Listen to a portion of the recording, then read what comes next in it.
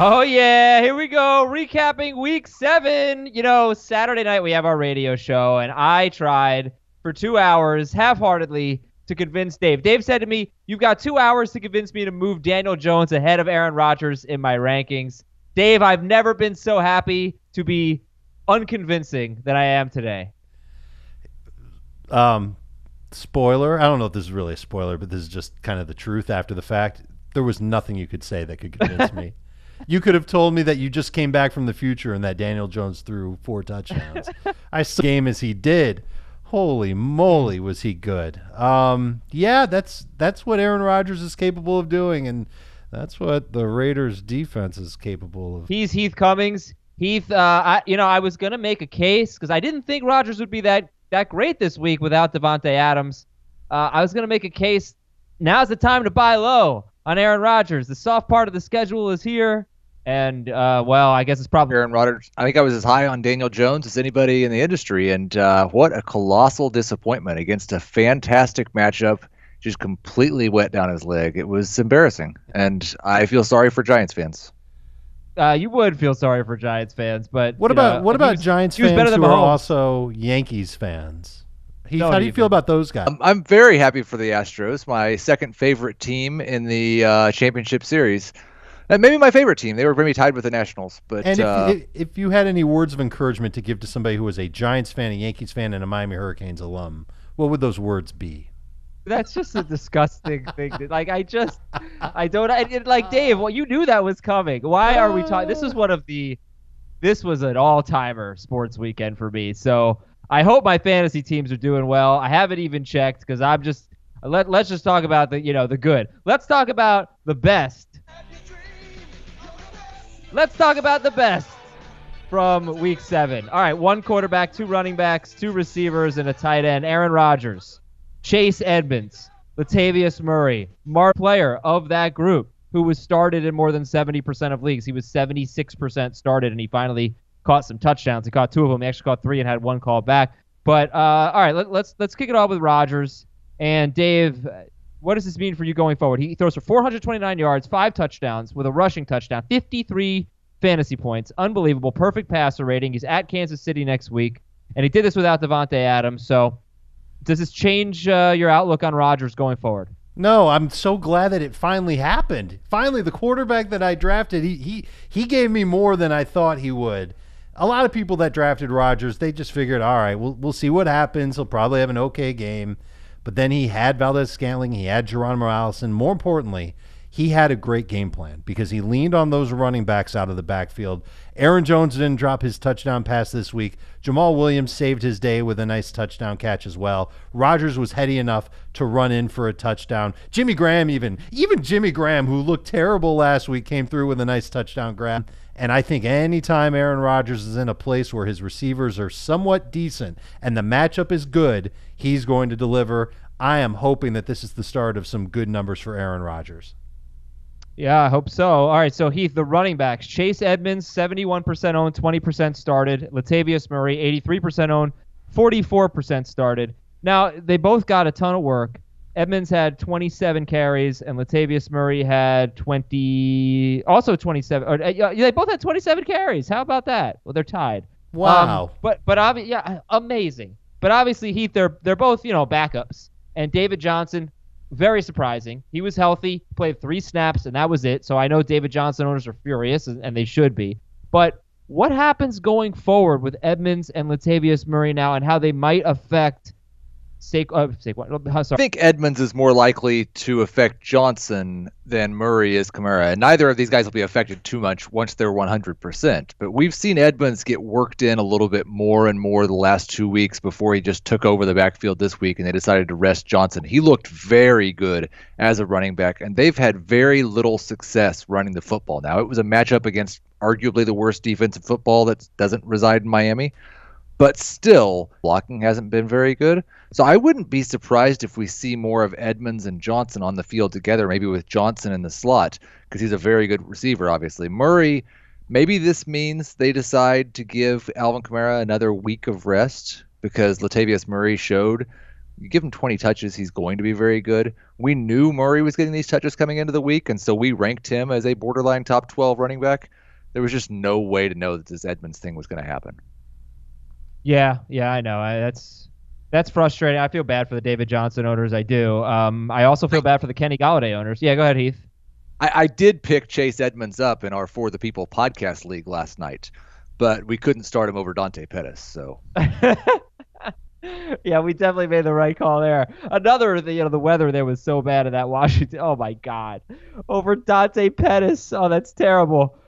So Heath, I'll actually throw it to you for the wide receivers because Kenny Golladay did nothing as Marvin Jones had 4 touchdowns. 10 catches, 93 yards, 4 touchdowns, started in 25% of leagues, owned in 79% of leagues. Do matchups matter, or is he just going to be kind of random when he has his big games? And the other guy is Zach Pascal, who's unowned, 0% ownership on CBS Sports, and he had 106 yards and 2 touchdowns. He's one of your top wide receivers, Colts wide receiver, Zach Pascal. Talk to me about these 2 surprises.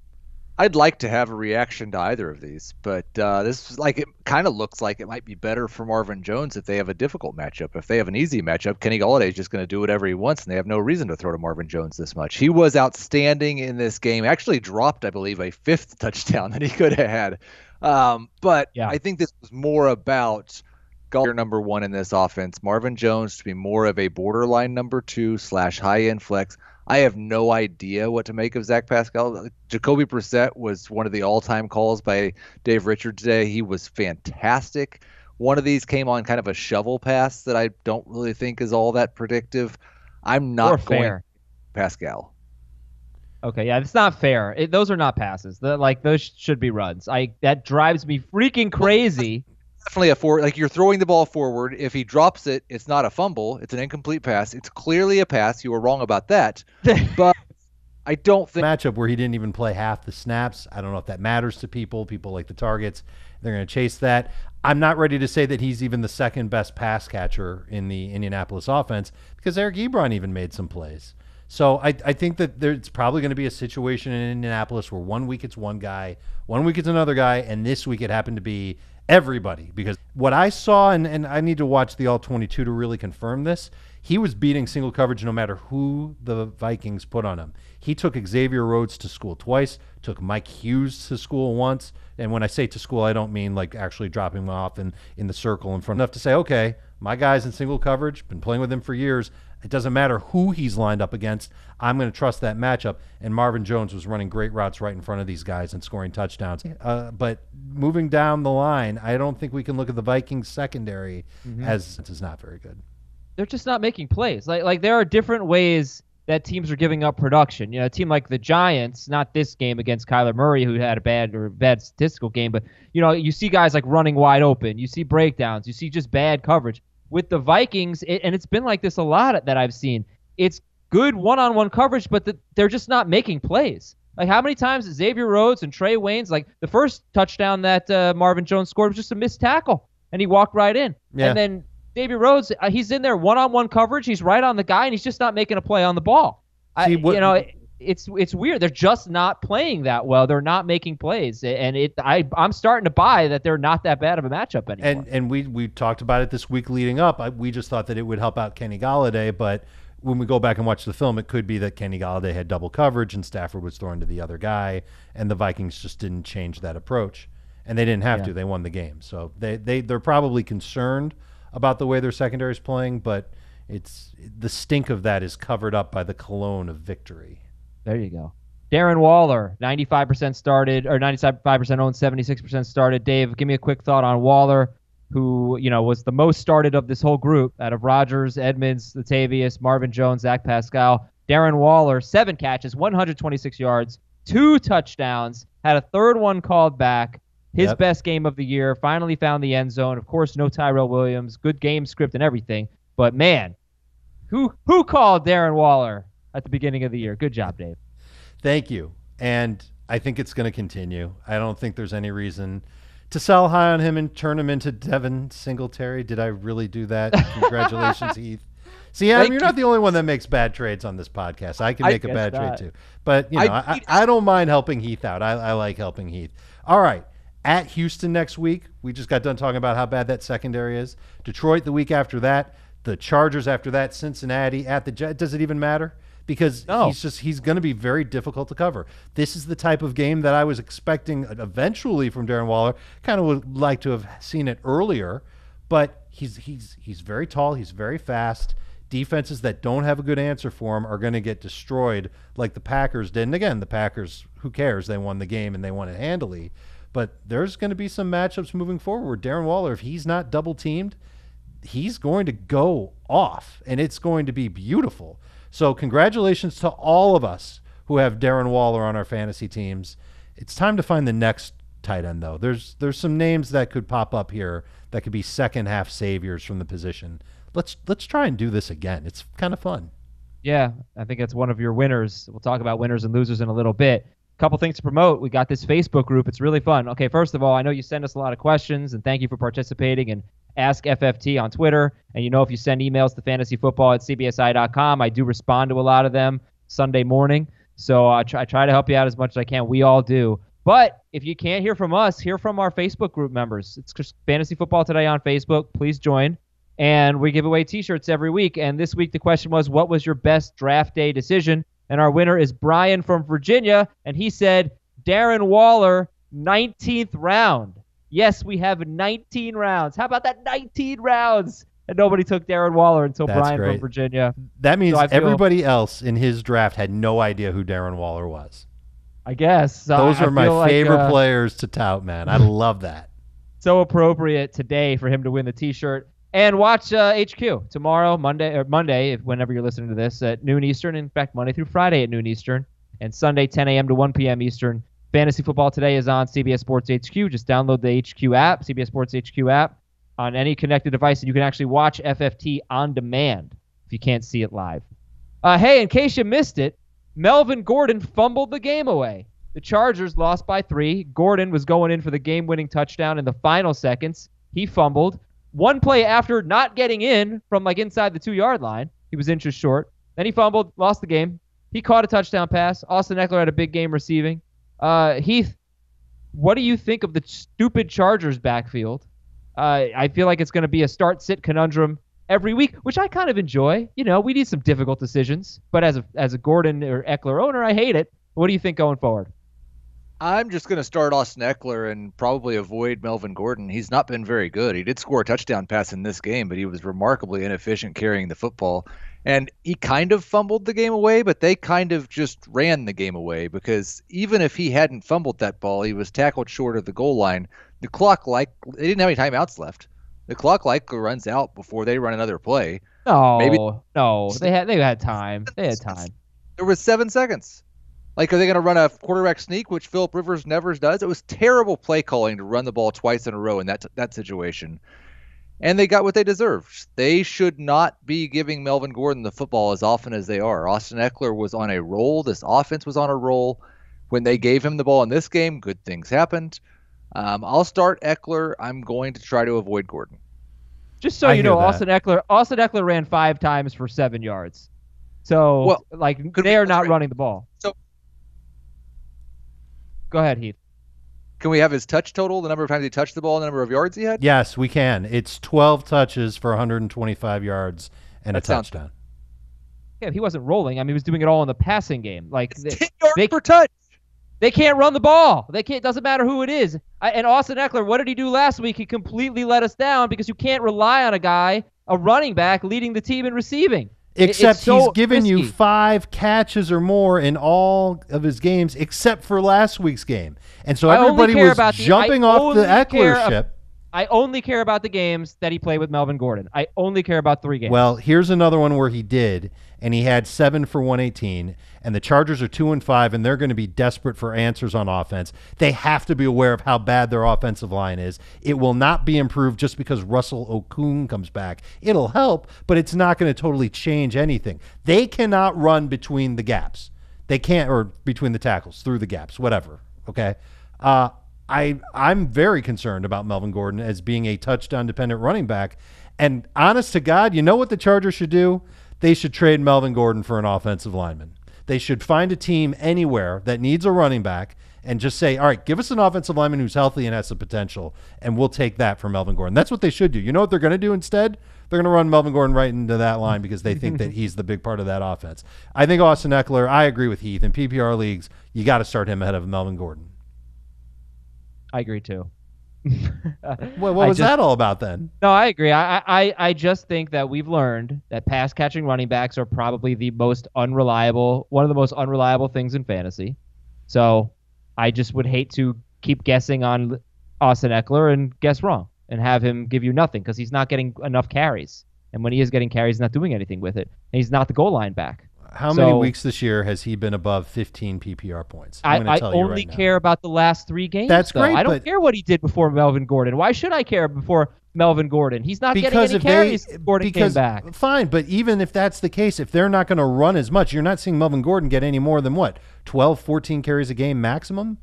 And I think that he's just got in a position now where they have to feed him through the passing game. Eckler's getting 3 to 5 carries a game. He's getting 5+ catches per game, and he's doing great things with it. Do you think the coaches are going to say, "Great job, Austin. Way to go. Here's a gold star on your playbook." It's just so hard to watch out. predict. Here comes Melvin Gordon. It's so hard to predict with. I don't know. It's pretty easy to predict catching. 5 or more catches for Austin Eckler, and that means that he should have a good, safe fantasy floor. I'll continue to take my chances with him in PPR. It's in non-PPR formats where I'm going to get the heebie-jeebies on Austin Eckler and Melvin Gordon. Yeah, I think I agree with you guys. I'm also thinking maybe that you sell high, because I think he's going to be a little unreliable. Yeah, I don't have a problem with that. All right. Okay, well, I wouldn't sell him for Joe Mixon, that's for sure. No, we got some big news to get to and an early look at the waiver wire. Let's get to it right now, Heath. Matt Ryan limped off in the third quarter, and Matt Schaub came in, and, it's okay. They got Seattle coming up. Adam Thielen left with a hamstring injury. He might be able to play next week. Kerryon Johnson, knee injury. Devontae Freeman was ejected, throwing a punch, and Ito Smith left with a stinger. David Johnson, we know about. Will Fuller left with a hamstring injury. Delaney Walker, ankle injury. Heath, when you look at the big injury news, what do we need to know? Well, we hope that Adam Thielen's going to be okay. It's a short week for him. They said he was optimistic he'd be able to play on Thursday. This is a perfect situation for Stephon Diggs. Thielen got hurt, and then Darius Slay got hurt, and then Diggs had a big day. If Thielen's out again on Thursday, it's probably going to be another huge day for Stephon Diggs. If he's not, it's going to be another messy situation. And then Will Fuller getting hurt might it be just what DeAndre Hopkins needed to get going. So we'll have to watch his hamstring as well. Are you thinking about picking up Kenny Stills? Thinking about in a deeper league, possibly, but he won't be towards the top of the waiver wire, I don't imagine. Okay. Can you make the case for him to be? I'm sure you could. Because, Corey Davis could be that guy, but it's still Corey Davis and it's still Ryan Tannehill. The Dolphins guys will be out there. I don't think we're ready to trust Alex Erickson or Zach Pascal. And then guys like Dede and MVS and Marvin Jones, they're owned in over 70% of leagues. We might be able to come up with other receivers who's great at catching the deep ball, filling in for him right away in Houston, and it's a progressive passing offense. So I think I can make the case that Kenny Stills might not be your number one waiver claim, but if you need a wide receiver, maybe for the bye weeks or just to give your team a jolt, maybe you're going to lose some receivers because of injuries this week, Kenny Stills could be that guy. Okay, I see Robbie Anderson is all the way up to 88% owned. Jamison Crowder is, survey says, 73% owned. So I'm going to say Philip Dorsett is still at the top of my list, and that, of course, is contingent on Monday night. But he'll be hopefully, because I think he should be 62% owned. They face the Dolphins. As we take an early look at the waiver wire. What about Ty Johnson, Dave? That's the one. I'm so glad you brought that up because we don't know if Kerryon Johnson's knee injury is going to be significant or not. We'll find out about that on Monday. But in the event that it is, Ty Johnson is the one that stepped in for Kerryon Johnson on Sunday, played at home against the Giants in week number 8, at Oakland in week 9, and then at Chicago in week 10. I don't know if we're going to feel so great about that matchup. Kerryon could be back by then. But that might be, again, Chase Edmonds, too highly owned. Latavius Murray, too highly owned. Jamal Williams, too highly owned. What are you going to pick? It's probably going to be the number one waiver claim this week overall because of that running back position and because of the... Yeah, J.D. McKissic, though, also got some work. So Ty Johnson had 10 carries for 29 yards and 4 catches for 28 yards against the Vikings. And J.D. McKissic had 5 catches and 5 carries, had only 3 of his 10 carries in the second half. That did include a first and goal carry from the 6th. And he had 2 targets on the final drive. But McKissic had 5 touches in the second half. He had 2 carries and he had 3 targets. One of those targets didn't officially count because there was a penalty. But I wonder, if Johnson just wasn't very effective in the first half and they kind of got a second half. And McKissic is a good pass catcher out of the backfield. Johnson is too. McKissic played only 24% of the snaps. So maybe they just got away from Ty in terms of giving him touches, but I think that was a byproduct of just playing from behind. I got a pretty cool email that I want to read. It is from Joel. And Joel says, this is another opportunity for Heath to troll me. I bought tickets to ALCS Game 3 hours before last night's game. He sent this to me a few days ago. My tickets were $40 cheaper than the people sitting right next to me who had also bought theirs earlier that day. And that's before the promo code FFT. So the subject was SeatGeek. I think he meant Game 5. He said SeatGeek and Paxton for the win. He also said, go Yankees, go SeatGeek. Only one of those 2 things is still relevant. Yes, SeatGeek is still awesome and still playing and still available to give you the tickets that you want to go to the games that you want. Thank you for the email, Joel, and the testimonial. You hear it from me all the time, but that's from a listener. That's a real email. He saved the money. He used the promo code FFT on Sear. It's so much better. More than 50,000 5-star reviews in the App Store. How's that for customer satisfaction? And every purchase is fully guaranteed.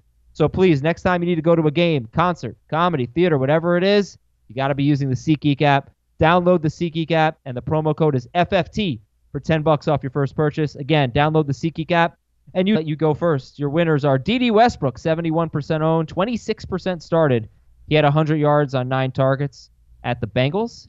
And Aaron Jones, big game for him, 16 touches, 88 total yards, and an amazing touchdown catch for Aaron Jones. And he was his annoying habit of dropping touchdowns. Could have had a monster day if not for that, but he actually had more targets than DJ Chark did.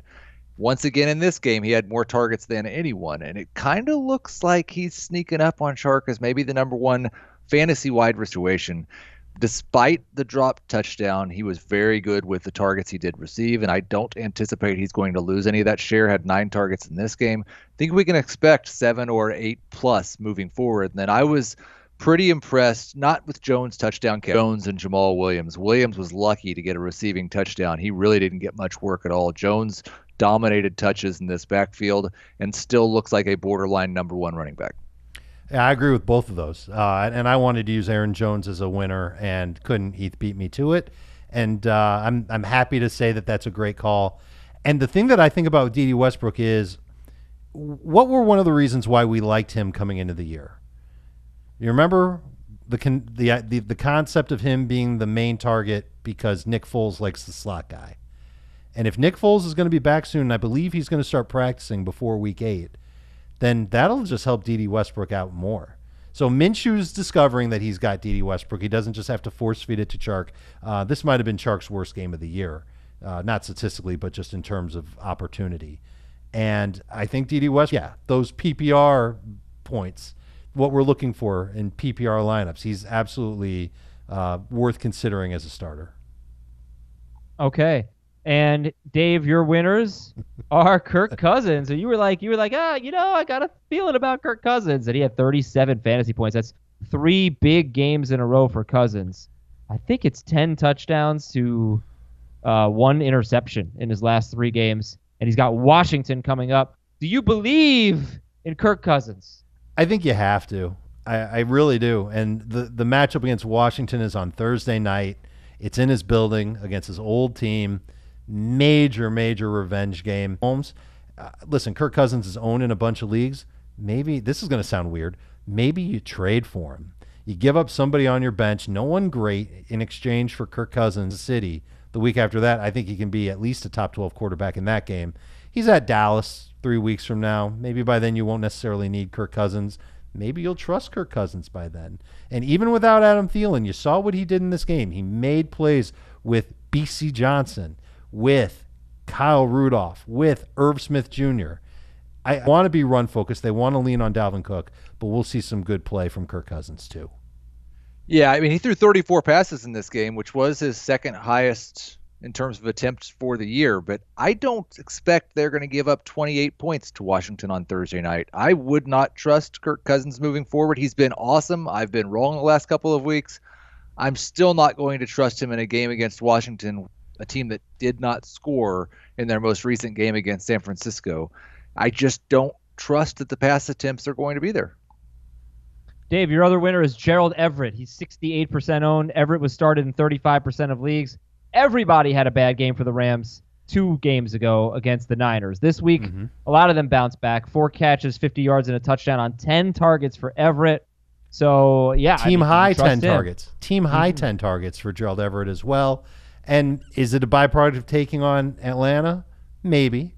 Guess who he plays next? Cincinnati. And that game's in London. It should be fine. I think Gerald Everett can continue to be used in this offense and be trusted in fantasy purposes, for fantasy. Jones for Dave. They were Kirk Cousins and Gerald Everett, who appears to be taking away from Brandon Cooks and Cooper Kupp and Robert Woods, unfortunately. Losers for Heath. Joe Mixon, who actually had his jersey kind of off at the end of the game. I didn't know if there was an injury or what, but it was almost Giovanni Bernard getting in with a garbage time touchdown. Mixon was awful. He carried 10 times for 2 yards, and he had a 2-yard touchdown catch. David Montgomery was almost as bad as Joe. Actually, he was worse because he didn't score, and he fumbled. Fantasy point-wise, he was worse. So Mixon and Montgomery, do you have faith in either of these guys going forward? Not at all. I did not have either of them in my top 25 running backs this week. I didn't have Mixon in my top 30. Joe Mixon actually had more fantasy points than he did total yards in this game. And I don't have a lot of confidence it's going to get better. They have the same game script every week. They fall down by 2 or 3 scores, and they go score some touchdowns in the fourth quarter maybe. And in the fourth quarter, we're seeing Giovanni Bernard playing those snaps. It's possible Mixon was hurt this week. And really, at this point, all offensive possessions are garbage time for the Cincinnati Bengals. I do not trust Joe Mixon at all. I'm not going to say the D word yet, but we're getting close to the D word with Joe Mixon. Why don't we just start with the B word? Because that seems pretty obvious, right? The bench Don't call him that, Dave. We did that this week. We did that last week. I think we keep doing it. We may be moving this game to Tariq Cohen, and Tariq Cohen looked better. It's frustrating, and I expected more from Montgomery, but their offense, again, it's another situation where the offense is just terrible right now. Mitchell Trubisky did not look very good. Allen Robinson looks like the only 15 to 20 touches, and he'll be like Latavius Murray. He'll just eventually be good. The Bears did the right thing. They got Tariq Cohen more involved. 55% of the snaps. It's the most he's had since they were trailing in week number 7. But when they are trailing, it makes more sense for Tariq Cohen to be on the field as a low-end number 2 running back, definitely as a flex and ahead of David Montgomery. So I agree with you on both of those guys as losers. Okay, I'm going to ask you guys to rank 5 running backs right now, okay? 5 running backs, and we'll do PPR. No, we'll do half PPR to make it tough on you guys. Both Bears, both Chargers, and Joe Mixon. Heath, I'll let you go first. Take 5 seconds to think about it. I'll talk slowly. Both running backs on the Chargers and Joseph Mixon. Austin Eckler. I have some hope for the Bears offense eventually being good enough to generate fantasy points. So David Montgomery, Joe Mixon. Okay, Dave? I think I have the exact same order, except I'll flip the Bears running backs. I'll put Montgomery on the bottom. No, he is on the bottom of the Bears running backs. He's ahead of Mixon for Heath. Okay. So Heath went Eckler. No, I thought Gordon, he went Cohen. Montgomery and then Cohen. Nope. Mixon, Cohen, Montgomery. Dave, your losers are Will Fuller, who's hurt. I think you know. That's kind of why. Yeah, I he's mean, hurt. it happens with him every year. And Larry Fitzgerald. What happened? Larry Fitzgerald. What one happened catch. you know what happened? Thanks, Cliff Kingsbury. Did you know your name is spelled wrong, Cliff Kingsbury? Come on. Yeah, frustrating. I don't think you can feel good about starting Larry Fitzgerald blindly each week. He's at New Orleans next week. Then he's at San Francisco in week 11. Then he's on a bye. I don't know how you can feel good about starting Larry Fitzgerald more than once in the next 5 weeks. I will say, though, I don't think he's going to get shadowed by Marshawn Lattimore, and they actually lost 2 more defensive backs. They have 1 suspended and 2 got hurt in the game today for the Saints. So that's just a situation in Murray's game log.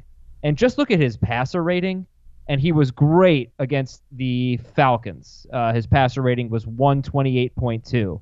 But it just hasn't been that good. And I think maybe that's because he hasn't thrown a lot of touchdowns. But is Larry Fitzgerald, this is 5 games in a row where the yards have been pretty disappointing. Obviously, this being the worst. But maybe we just kind of overrated him after those first 2 games.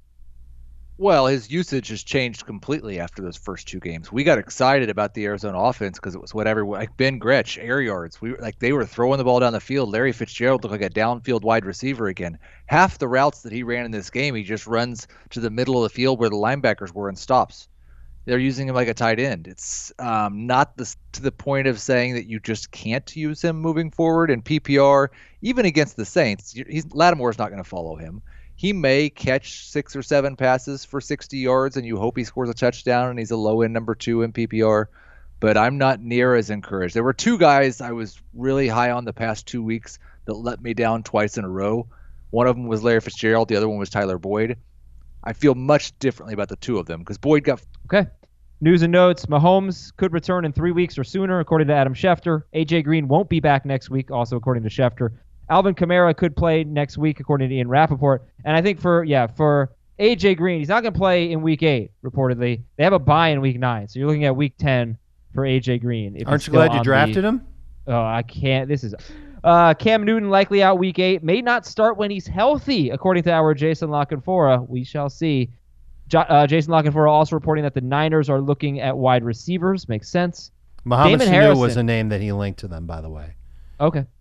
Damon Harrison left with an injury. Snacks Harrison for Detroit in the second quarter. They got the Giants coming in next week. And cornerback Darius Slay left with a hamstring injury, so it was a rough day for the Lions in many ways. And, for the Saints. Back, their secondary is so beat up, the Texans are in trouble. Tayshaun Gibson and Phillip Gaines left with injuries. Conklin left with an injury. And Derrick Henry had a rushing touchdown of more than 1 yard, his first in his last 8 rushing touchdowns. He had 7 in a row. Jamie mentioned that earlier in the week. 7 in a row from 1 yard out. 8 this time it was like 7 yards out or something like that, or maybe more. Good for you, Derrick Henry. Good game from Derrick Henry. Top 5 at each position. Keith, you can have the quarterbacks. Aaron Rodgers, Kirk Cousins, and then Goff are 3, 4, 5. Yeah, I thought Brissett was very good. I mean, there were some fortunate things in this game for him, but it's pretty clear they are just going to throw the ball in the red zone, which isn't great for Marlon Mack, but it's good news for the passing game. And Goff did what we were hoping he would against a fantastic matchup against Atlanta. He sure did. Jared Goff had 268 yards and 2 touchdowns, and a rushing touchdown as well. Dave, the top 5 running backs, we've talked about several of them. Chase Edmonds, Dalvin Cook, Latavius Murray, Austin Eckler, and Derrick Henry. Boring, so, I guess. I think you know what to do with Cook and Derrick Henry. I think those are still starters for you. I think Chase Edmonds, if David Johnson's injury becomes significant and misses time, he's going to be the guy. I think I'm going to keep saying what I said on this, using the running backs more. More evidence showed that in Week 7. Latavius Murray, really dependent on Alvin Kamara. Let's hope that Alvin Kamara takes another week so that Latavius Murray can keep it going against Arizona. And then Austin Eckler, we've already had the debate on him. PPR starter. Zach Pascal, by the way, as we look at the wide receivers, he's had 7 or more non-PPR fantasy points and 11 or more PPR fantasy points in 3 of his last 4 games. And ironically, the one bad game he had in that stretch was with T.Y. Hilton missing the game. That's when they just ran all over the Chiefs. So Heath Pascal is the Scantling had, I think, a 74-yard touchdown catch, one of only 2 catches for him. He's top 5. DeAndre Hopkins is joined by 4 players who are tied for 5th. Corey Davis, Stephon Diggs, John Brown, and Allen Robinson, who caught a touchdown. His touchdown was not on Lattimore. I know Lattimore saw some Robinson in this game, but a big game from Allen Robinson. 10 catches, 87 yards, and a touchdown. A lot of names there. I do want to know how you feel about Corey Davis, and if there's, new life with Ryan Tannehill, as Davis had 6 catches, 80 yards, and a touch. Well, we'll talk about that when we get to Believe It or Not, because that was my Believe It or Not for that game. So I'll talk about Allen Robinson and John Brown. I am extremely impressed at what Allen Robinson has done so far this season, considering the quarterback play that he's dealt with and what he did against this matchup. I wish he had a better quarterback. We might treat him like a top 12 wide receiver, but he was fantastic in this game and has been. And we should not have any conversations about whether or not you start Allen Robinson moving forward. You just start him. 69 yards in every game but one so far this year. I believe at least 11.9 PPR fantasy points in all those games as well, and was awesome in this game. I think you just start Allen Robinson and John Brown moving forward. Okay. Robinson has had 7 or more targets. We are going through every game with a believe it or not from Heath Cummings, and the first one is the Titans one. So that's pretty cool. That's coming up right after this quick break. The Titans hang on by a hair by Melvin Gordon's fumble. 23-20, they win. I wonder if that had gone to review, if there would have been a 10-second runoff if they kept...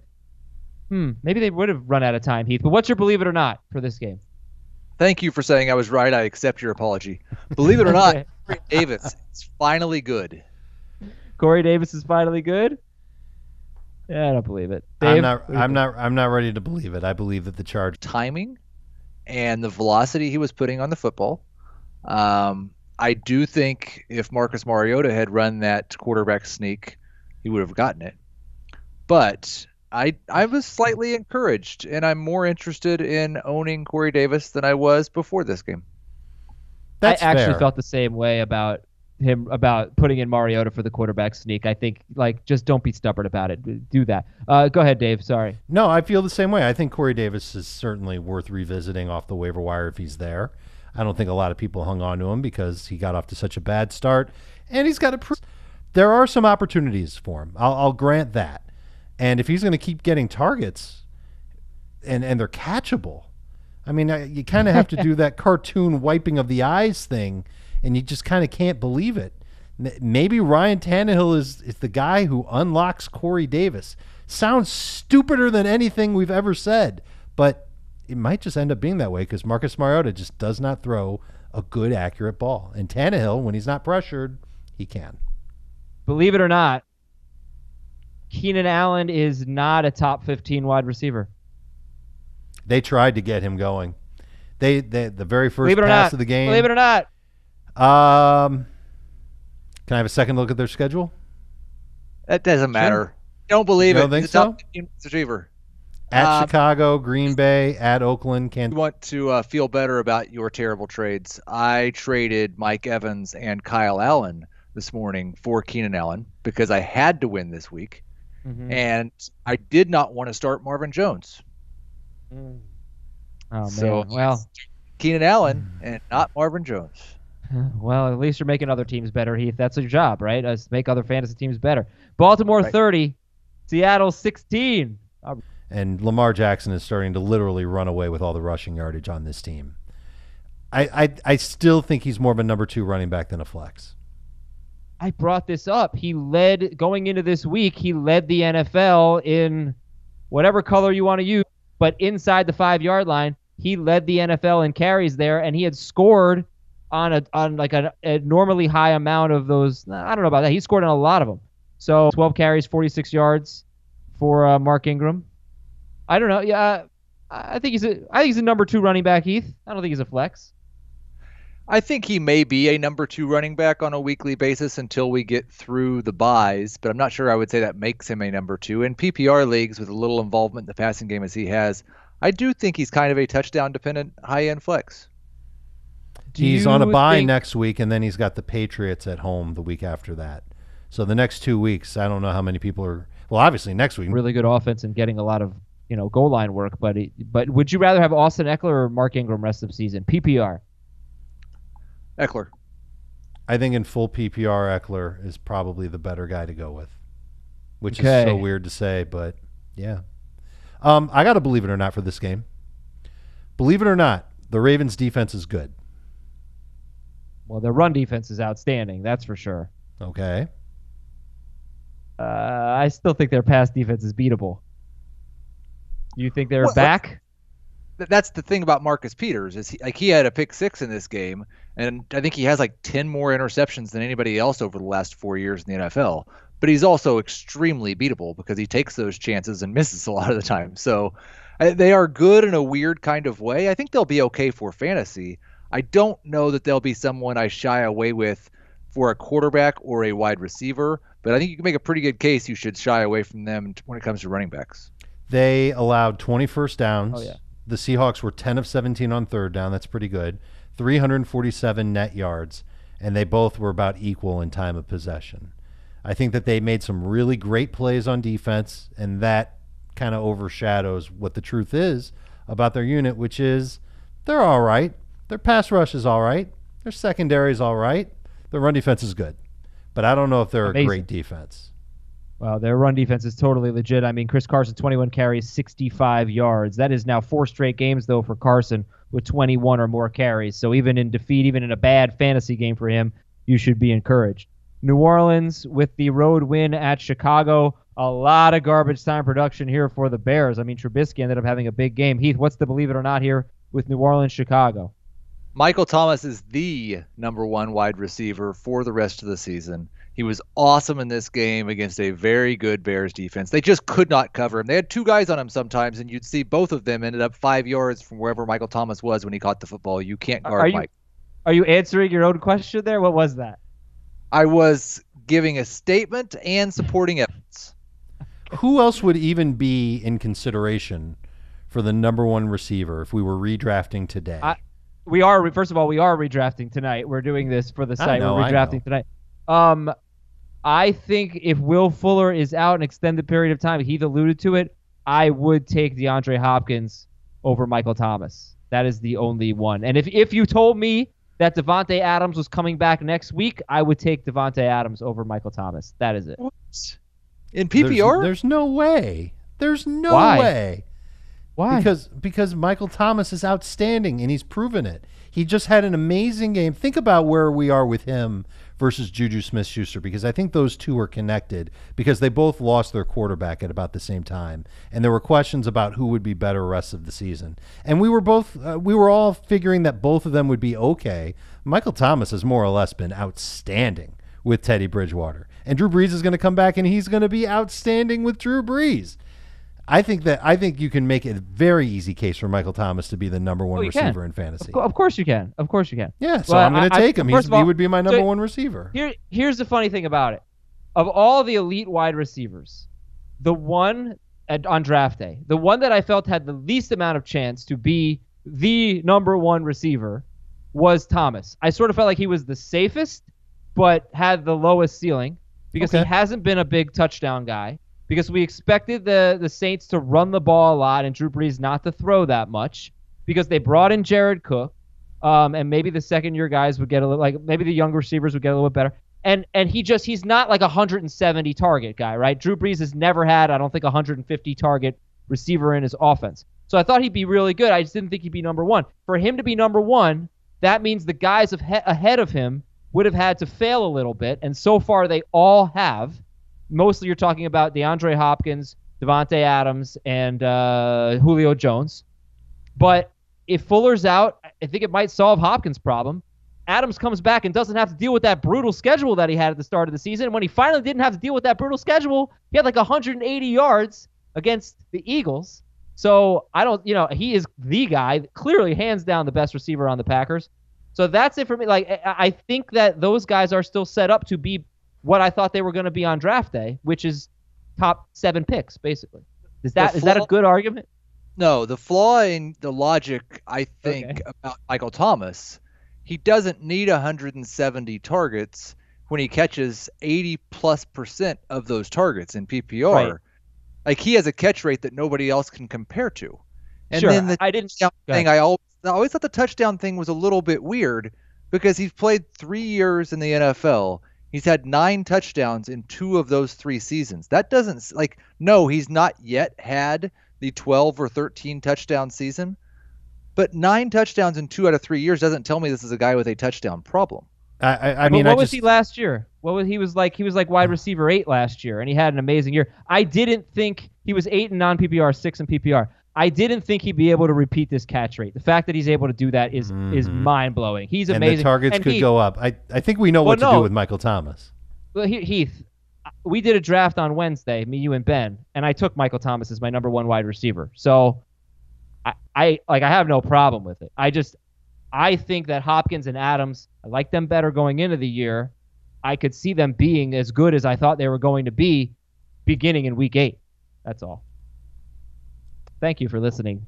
I'm Adam Azer. I endorse this message. Next game, Rams 37, Falcons 10, Heath. You have to consider sitting your Falcons if Matt Schaub starts. I mean, it kind of goes without saying that that's going to be the case. There's not a chance. There's barely a chance that all three of Julio, Ridley, and Hooper are going to have big games with Ryan. And now if Schaub's there, I think you'll be lucky if 2 of those 3 do. So I think people will be very nervous about going with Calvin Ridley. Hooper still makes sense as a short area target, and Julio has big potential. Okay, believe it or not, these mediocre numbers. And he's always been up or down. The problem is he's just been so down this year. And the addition of Gerald Everett into this mix has hurt Kupp. It's hurt Cooks. And then after that, at Pittsburgh, Chicago, Baltimore, those matchups are tough. But then the rest of the way, Dave, they were at Atlanta. First of all, I get it. I said it, believe it or not, it doesn't mean I believe it. So don't say that's ridiculous. I'm defending what side I'm on. I know, but they were at Atlanta this week. I do think the Gerald Everett thing is really a thorn in their side. And just, you can't treat it like they're the same offense that they were last year.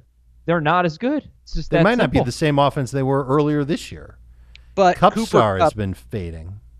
Cooper Kupp's been a top 10 wide receiver since the beginning of last year on a per game basis. He's the one I'd start, no question. Do you feel the same way about Cooks and Woods? They're not must start. 20 wide receiver the week you're at Atlanta, then that's not a must start wide receiver. So you agree with 2/3 of it. Basically, you said that's ridiculous, but only because of Cooper Kupp. I said that's ridiculous because you were saying Cooper Kupp is not a must-start wide receiver. Okay, but that's fine. Minnesota 42 and Detroit 30 is our next game. Minnesota 42, Detroit 30, an unexpected bonanza. Heath, believe it or not. Kirk Cousins is a must-start fantasy quarterback once again. He has 10 touchdown passes and almost 1,000 yards in his last 3 games. You must start him. I know you don't believe it, Heath, because you think the matchup against Washington is one where he won't have to throw. I would take a chance on him as a top 12 guy then. I would do it the week after that. And then I would probably reevaluate because they've got 2 more games before their bye at Dallas and then home versus Denver. Probably the Dallas one is the one that scares me the most about Cousins regressing. He's going to have some stinkers. There's no doubt. This is what he does. He out of them. And I think he can have an efficient game on 30 pass attempts. Is better on a per-game basis than Jared Goff rest of season. Stafford better than Goff on a per-game basis rest of season. What's the status of Kerryon Johnson? Okay, I'll believe it. Wow. I'm scared still. Why? Okay. Heath, why? Why are you scared still? I don't know how good Stafford's going to be against more difficult matchups on the road. This game was a bit of an anomaly in terms of his performance. At Oakland, at Chicago, at Washington, at Minnesota, who he just had 4 touchdowns against, and at Denver in Week 16. I'm kind of feeling okay about him. Go to our next game. Arizona 27, Giants 21. Heath. The Giants need to draft another quarterback. You're so stupid. I mean, like, you're the same guy who told me last week that Marcus tweet. I've been pissed off about your tweet about this stupid thing for like 5 hours. So now I'm going to let it out. No, you're crazy unless they get the number 1 pick and they can draft Tua. So, no, you're crazy. The last 4 weeks, he is averaging below 200 yards per game. He has thrown 4 touchdowns and 7 interceptions. He's making a lot of mistakes. He is not a fantasy quarterback. No way. But if you saw that the touchdown pass he made was beautiful, he makes some really good throws. He can play, but he's making too many mistakes, and it's hurting them for sure. Eli. Is he better than Eli? Currently worse than Eli. He is. Probably. Yeah. Too many mistakes. That sucks. But okay, believe it or not, you should drop Larry Fitzgerald to add Corey Davis. I'm not ready to believe that. Nope. Okay. Buffalo 31, Miami 21. Until Ryan Fitzpatrick gets traded to the Chiefs. Oh, come on. They're not going to do that. Well, someone might trade for Ryan Fitzpatrick after this game. He played well. It is. They do. Yes, I believe it. They are interesting. I feel so dirty. I feel so dirty saying that. I feel so dirty recommending any Dolphins player in fantasy. Yeah. I know. And you know who they play next week? They play At Pittsburgh. No, that's Make not a good. Fitzpatrick revenge game. Oh, yeah. Football? Oh, really? That's Oh. not good. Gosh. It is Monday Night Football. Gotta clean the apartment or something like that. Believe it or not, Josh Allen is better than Matthew Stafford and Jared Goff rest of season. I'll say. Believe it or not, Aaron Rodgers is a top 3 quarterback again. I will not believe top 3. I think it's a slam dunk to say top 12. Name 3 quarterbacks you'd rather have than Aaron Rodgers. Right now? In Yeah. fantasy. Yes. Deshaun Watson, Russell Wilson, Lamar Jackson. Name That 2 was- more. Well, I mean, does Mahomes That's 'cause count? this is I mean, he counts, but I think I'd rather have Rodgers. I'd rather have Dak. I think I'd rather have Dak without knowing how he's doing against the Eagles. We don't know about Matt. 1 or 2, I think 2 weeks ago on Sunday night, I said that I felt like Aaron Rodgers was about to go off and own the NFL or whatever. I don't remember what I said, but it was basically that. Because they were about to get through the brutal part of their schedule, and not only were they getting through the brutal part, like it was about to become soft. And it just started. And he scored 6 touchdowns. And he's doing it without Devontae Adams. And he actually last week he scored 22 to the 1 yard line that got intercepted. So I'm pretty encouraged by what we're seeing here. I mean, top 7 is a cinch in my opinion, Dave and Heath. Okay, I just that's don't fair. And the know- schedule is very good moving forward. At Arrowhead numbers for quarterbacks. That's where he is next week.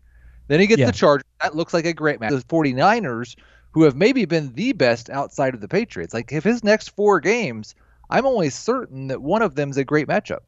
Well, I look, he's not gonna be bad at Kansas.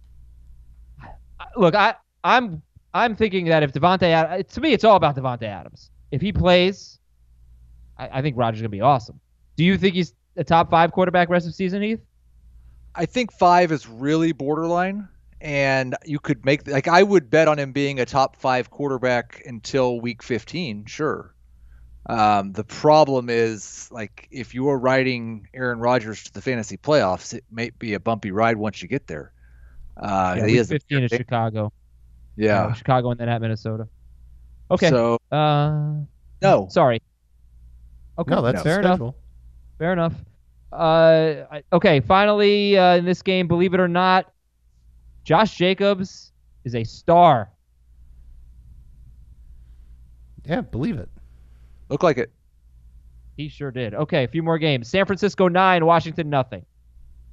Yuck. Is there Believe it. It was weather. Yeah, believe it or not, you can learn absolutely nothing from this game. No, I don't believe it because Tevin Coleman got 20 carries. That was good. and was terrible. Is that normally going to be the case? And didn't Breida get hurt in the game? I wish he had done more with those 20 carries, and I wish the 49ers had scored a touchdown. Okay, moving on.